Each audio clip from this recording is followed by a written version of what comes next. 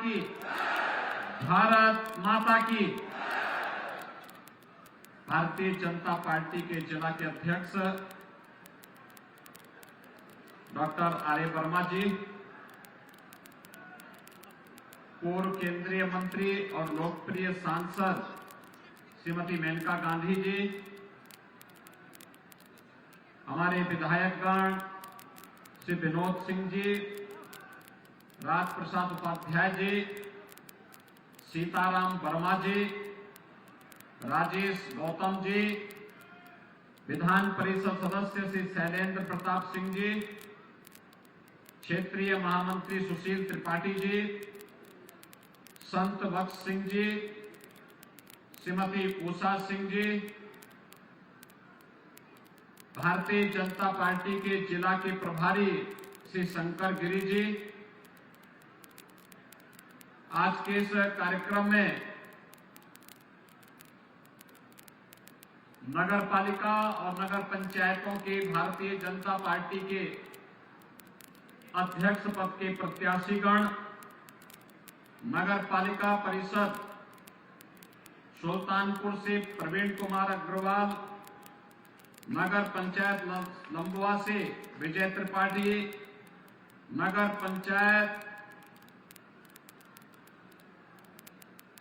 श्रीमती सीमा साहू, नगर पंचायत कादीपुर आनंद जायसवाल, नगर पंचायत दोस्तपुर श्रीमती सोनी गौतम समेत भारतीय जनता पार्टी के हमारे सभी पार्षद पद के प्रत्याशी और उपस्थित भाइयों बहनों, अब मैं बुला दूंगा। उत्तर प्रदेश में नगर निकाय चुनाव के प्रथम चरण का मतदान चल रहा है। प्रातः काल से ही भारी संख्या में मतदाता मतदान करके अपना आशीर्वाद प्रदान कर रहे हैं। भाइयों बहनों, द्वितीय चरण में 11 मई को सुल्तानपुर समेत प्रदेश के 38 जनपदों में नगर निकाय के लिए बोर्ड के गठन करने के लिए जनता की बुनियादी सुविधाएं और नगरीय विकास के कार्यक्रम को आगे बढ़ाने के लिए आप सभी को मतदान करना है। नगर निकाय का बोर्ड जनता की सुविधाओं को ध्यान में रखते हुए नगर के समग्र विकास को आगे बढ़ा सके, इस दृष्टि से भारतीय जनता पार्टी ने हर नगर निकाय में अपने प्रत्याशी उतारे हैं। और मुझे ये मेरा सौभाग्य है कि आज मुझे सुल्तानपुर जनपद के नगर निकाय प्रत्याशियों के समर्थन में आपके बीच आने का अवसर प्राप्त हुआ है। भाइयों बहनों, ये वही जनपद है जिसके बारे में कहा जाता है कि त्रेता युग में हनुमान जी ने कालनेमी का वध इसी जनपद में किया था। भाइयों बहनों, लोकतंत्र में आपके वोट की ताकत हर भ्रष्टाचारी को और हर माफिया को जमीन दिखा सकती है, सही ठिकाना दिखा सकती है। ये वही धरती है जिसके बारे में कहा जाता है कि भगवान श्री राम के पुत्र कुश ने इसके नव निर्माण में अपना योगदान किया था। और ये हमारा सौभाग्य है कि पूर्वी उत्तर प्रदेश के विकास की लाइफ लाइन बन रही पूर्वांचल एक्सप्रेसवे का उद्घाटन देश के यशस्वी प्रधानमंत्री जी ने इसी जनपद में किया, और जिसे पिछली सरकारों के कारण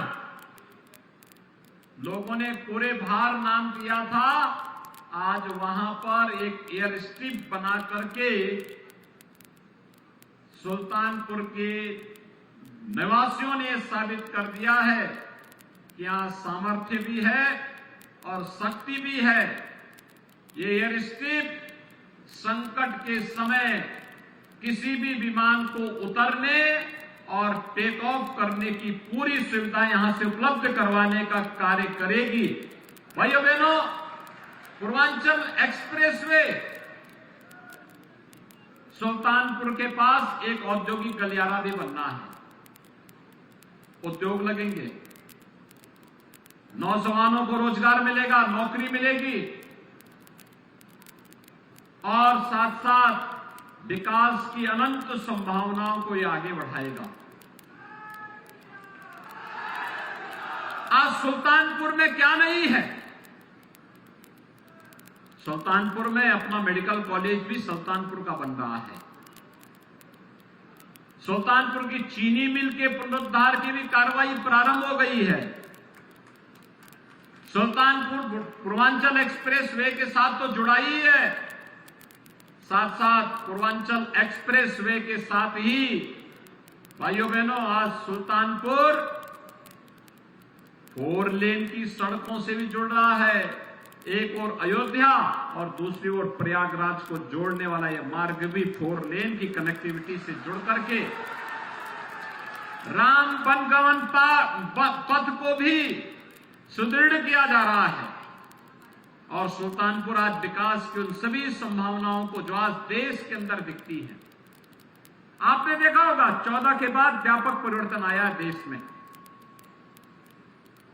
कहीं हाईवे बन रहे हैं, कहीं रेलवे, कहीं एयरपोर्ट।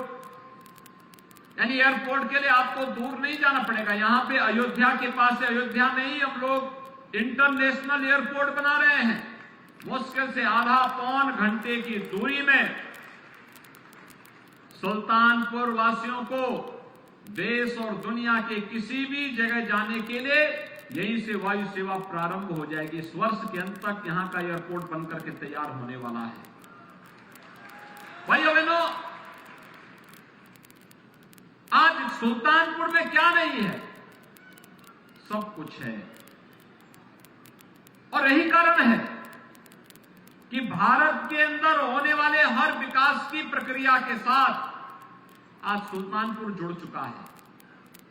एक और इंफ्रास्ट्रक्चर डेवलपमेंट के कार्य, एक्सप्रेसवे 4 लेन के साथ जोड़ने का कार्य सुल्तानपुर जनपद को किया गया है।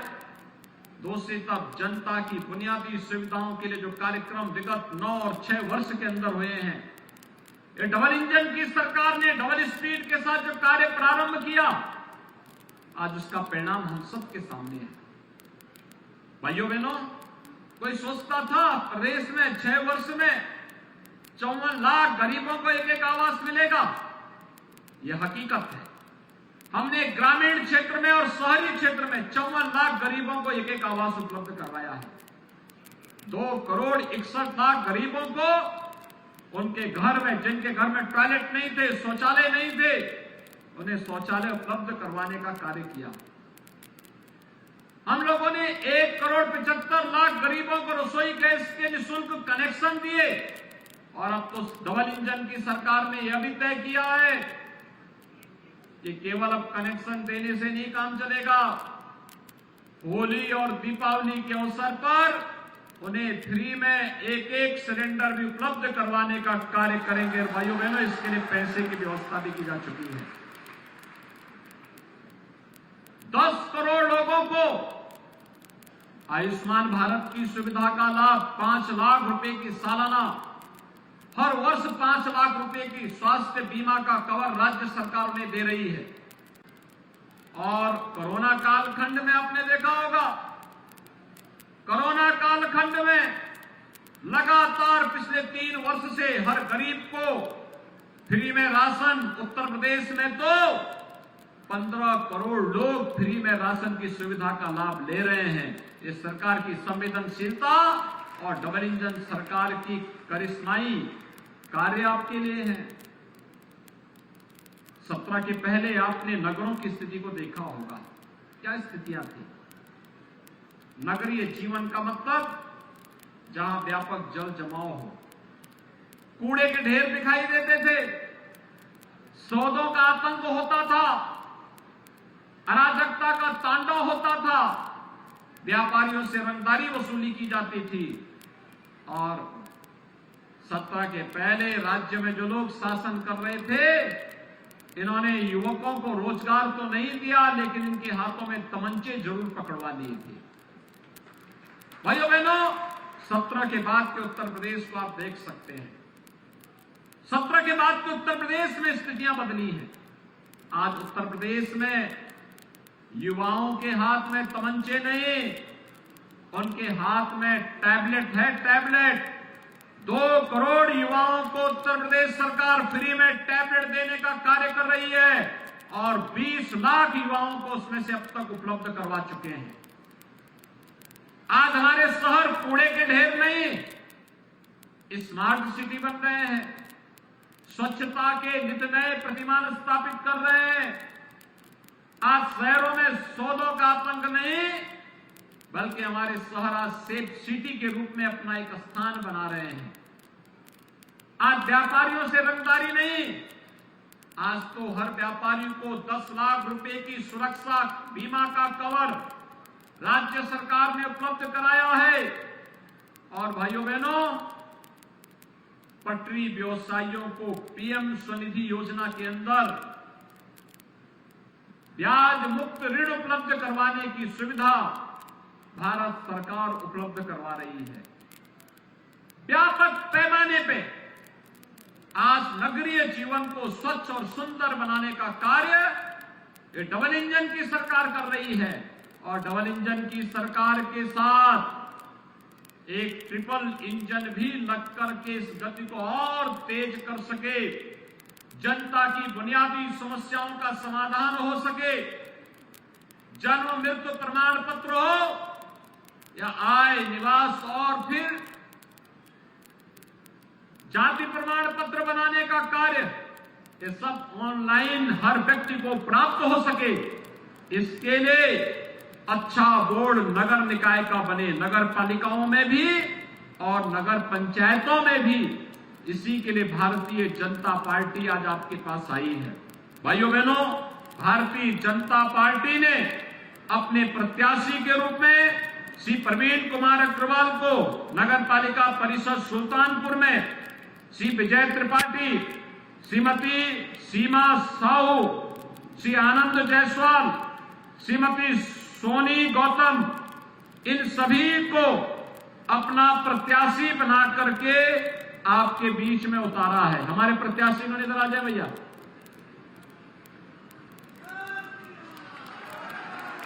लाइन से पड़ेगा।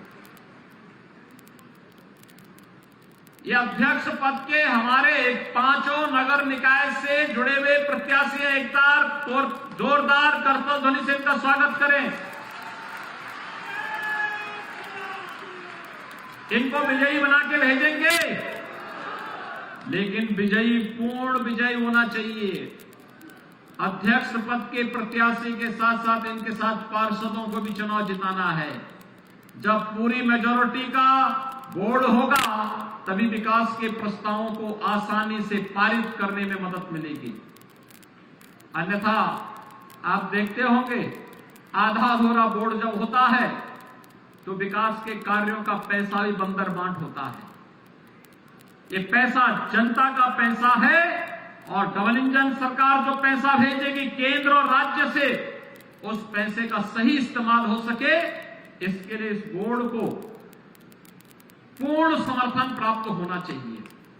फुल मेजॉरिटी का बोर्ड बनना चाहिए, पूर्ण बहुमत का बोर्ड बनना चाहिए। और पूर्ण बहुमत का बोर्ड बनेगा तो भाइयों बहनों, विकास का एक भी पैसा अटकेगा नहीं, छटकेगा नहीं, भ्रष्टाचार की भेंट नहीं चढ़ेगा, कोई बंदर बांट करने का तो साहस भी नहीं कर पाएगा। आप सब सहमत हैं? जनता का पैसा जनता के विकास में लगना चाहिए ना? सभी लोग सहमत हैं? तो मेरे साथ जोर से बोलेंगे, भारत माता की, भारत माता की, भारत माता की। भारतीय जनता पार्टी के हमारे इन सभी प्रत्याशियों को पूर्ण बहुमत के साथ विजयी बनाने की अपील आप सबसे करते हुए अपनी वाणी को देता हूं विराम। जय जय श्री राम।